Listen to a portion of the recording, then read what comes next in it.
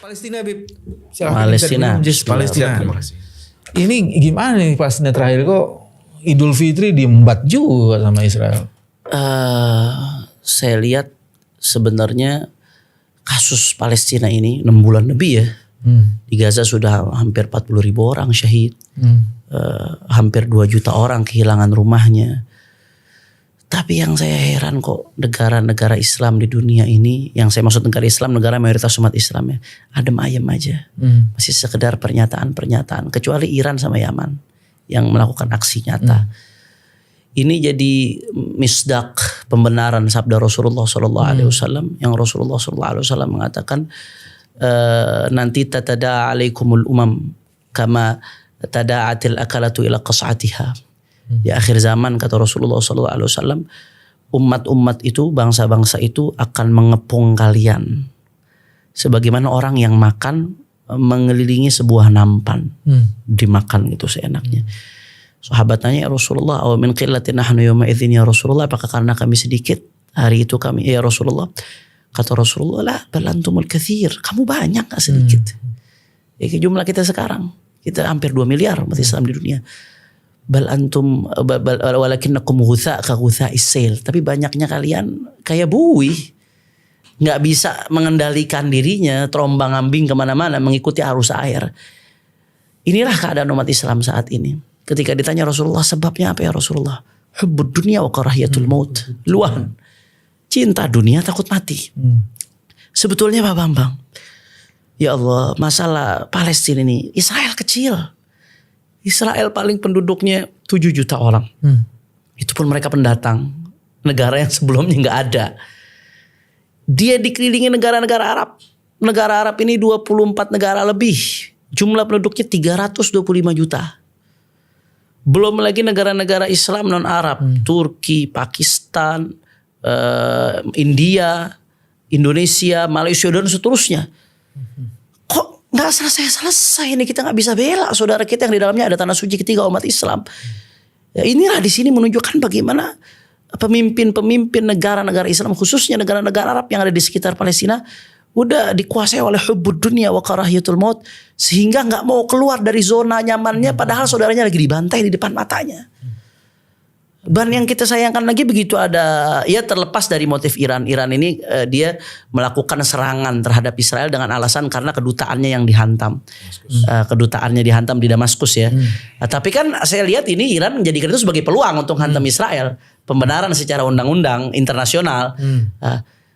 Begitunya Iran nyerang, ada yang mainkan isu sektarian. Saya katakan gini, jangankan saya Ahlussunnah wal Jamaah. Saya sering sekali mengkritisi penyimpangan-penyimpangan yang ada dalam sekte Syiah. Walaupun Syiah itu nggak bisa kita generalisir, ada berbagai tingkatan macam-macam, nggak bisa digeneralisir, beda-beda, nggak bisa dipukul rata semuanya kafir, nggak bisa juga kita katakan semuanya moderat, nggak. Mereka ada tingkatan-tingkatan. Tapi terlepas dari itu, kami sering mengkritisi pemahaman Syiah. Kami Ahlussunnah wal Jamaah. Tapi kalau udah urusan Palestina, jangankan Syiah, andai negara non-Muslim seperti Cina dan Rusia sekalipun ikut bantu Gaza nyerang Israel, kita akan ucapkan terima kasih banyak. Ini saudara kita lagi dibantai, lagi dihantam. Kok masih mau ribut sektarian? Harusnya itu jadi pecutan. Negara-negara Ahlussunnah wal Jamaah, sebagaimana Ahlussunnah wal Jamaah di garda terdepan ada Hamas. Izzuddin al-Qassam itu Asy'ari Ahlussunnah wal Jamaah. Dia di garda terdepan. Harusnya negara-negara yang lain di sekitarnya itu juga menjadi. Kenapa harus Iran yang jauh? Kenapa harus Houthi dari Yaman yang jauh jaraknya? Jadi harus jadi pecutan. Ayo dong, mau nunggu 100.000 yang syahid. Mau nunggu habis itu Gaza. Mau nunggu kapan? Kita di Indonesia alhamdulillah kita bisa berbuat apa yang kita bisa. Karena Rasulullah SAW mengatakan, kata Rasulullah kepada para sahabat ketika itu di Hijaz, Makkah atau Madinah, sahabat tanya, ya Rasulullah aftina an Baitul Maqdis, ya Rasulullah coba beri kami petunjuk tentang Masjidil Aqsa, Baitul Maqdis ya Rasulullah. Apa yang bisa kami lakukan? Ini jauh jaraknya. Saat itu transportasi belum memadai seperti sekarang, Bambang. Akhirnya kata Rasulullah, "Utu fasallu fi." Datangi itu Baitul Maqdis walaupun jauh. Wasallu fi, dan salatlah kamu di Baitul Maqdis, kata Rasulullah. Para sahabat menunjukkan gelagat, enggak mudah datang ke Baitul Maqdis. Dan waktu itu ada perang kalau tidak salah. Saat itu keadaannya sedang ada perang di daerah Al-Quds. Kata Rasulullah ngasih opsi, fa in lam ta'tu wa tusallu fi falyab'ath bi zaitin yusraju fi qanadilih. Kalau kamu belum bisa datang ke Baitul Maqdis, belum bisa sholat di sana, minimal kirim minyak untuk nyalahkan lampu-lampu yang ada di Masjidil Aqsa. Artinya apa? Kita di Indonesia, gitu jauh. Kita mau berjihad pun secara langsung ke sana jalannya sulit untuk terbuka dan lain sebagainya. Minimal lakukan apa yang bisa kita lakukan. Yang lagi boikot produk-produk Israel dan produk Israel, jangan berhenti dong. Ayo lanjutkan. Yang bisa bantu dengan uangnya jangan berhenti dong. Jangan cuma anget-anget di awal doang. Sekarang lebih membutuhkan lagi. Alhamdulillah FPI sudah berapa tahapan Bang Aziz? Kita 45 tahap ya. Bantuan masuk ke Gaza. Alhamdulillah. Nah, ini maksudnya apa nih? FPI sampaikan pernyataan sikap terkait upaya normalisasi dengan Israel. Nah ini ada bocoran-bocoran di tengah saudara kita lagi digebukin, saudara kita lagi dibantai, tahu-tahu ada bocoran, ini ada informasi-informasi yang mudah-mudahan kita berharap nggak benar, tapi ada indikasi-indikasi ke situ. Itu disebutkan nih iya. Binsar Panjaitan. Iya, makanya kita mengecam keras. Nanti Bang Aziz bisa baca itu pernyataan sikapnya, poin-poinnya. Kalau nggak bisa, belum bantu maksimal, minimal jangan nyakitin dong saudara kita yang di sana. Ini masih berdarah-darah kok masih mau bicara normalisasi. Perasaannya gimana? Inilah kalau urusan substantif nggak perhatikan deh. Urusan etika nggak diperhatikan deh begini. Iya.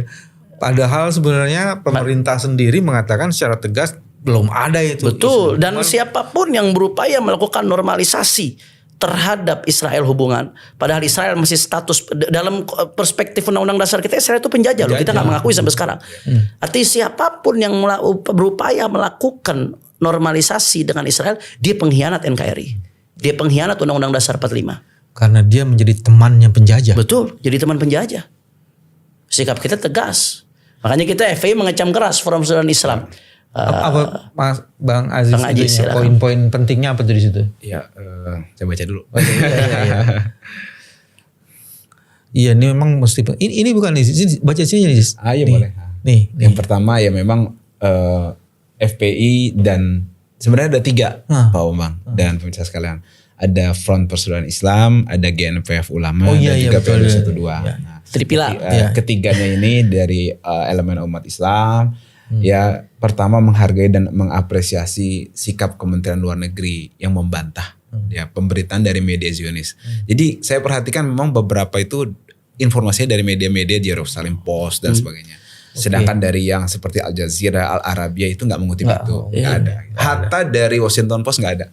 Gitu. Banyak kan dari media-media Zionis kan. Gitu. Nah kemudian dalam bentuk apapun yang nyata-nyata merupakan yang menyatakan tidak ada rencana Indonesia hubungan diplomatik dengan Israel. Pernyataan Kemenlu resmi.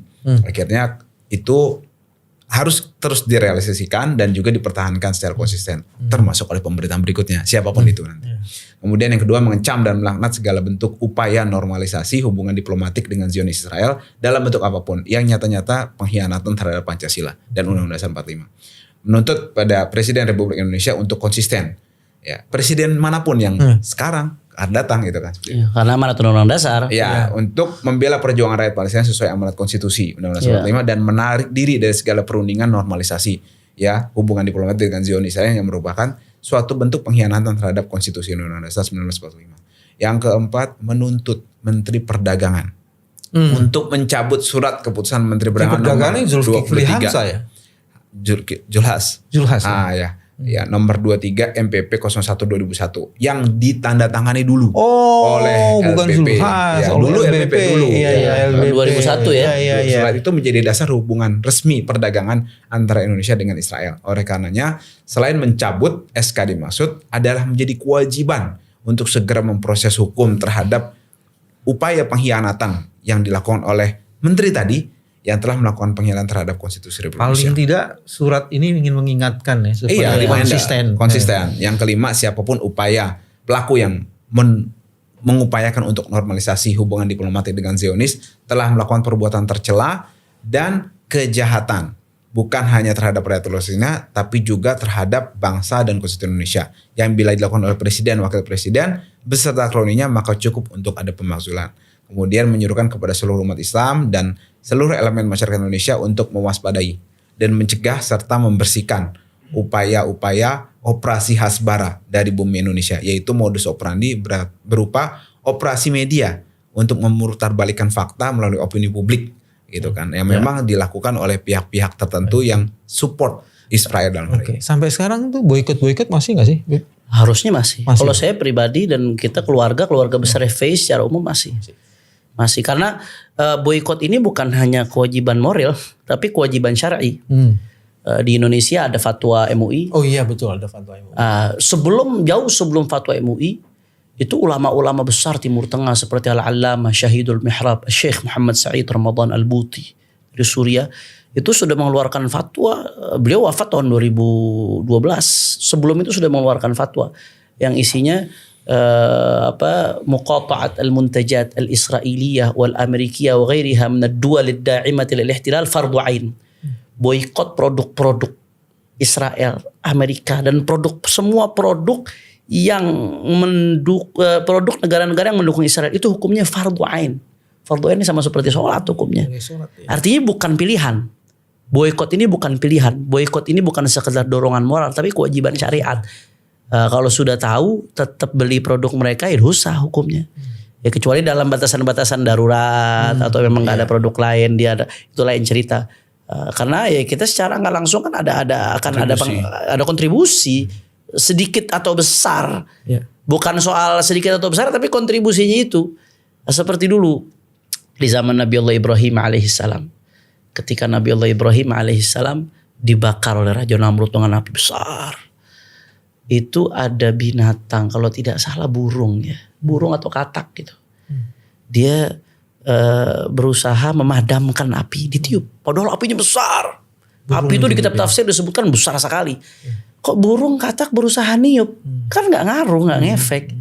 Tapi Allah abadikan niat baiknya dia berkontribusi dalam membela Nabi Allah Ibrahim. Dan sebaliknya ada satu binatang, cicak. Yang ikut berusaha membesarkan api itu. Padahal gak ngaruh. Tapi Allah catat. Akhirnya salah satunya hukum membunuh cicak itu dalam Islam hukumnya sunnah. Kalau bunuhnya sekali ketok mati itu pahalanya lebih besar. Itu dalam hadis. Artinya bukan soal kecil besarnya kontribusi kita di dalam membantu perjuangan saudara kita di Palestina dan melawan penjajah Israel ini. Tapi seberapa besar keseriusanmu di dalam membela mereka dengan apa yang kau miliki, dengan kapasitas yang kau punya.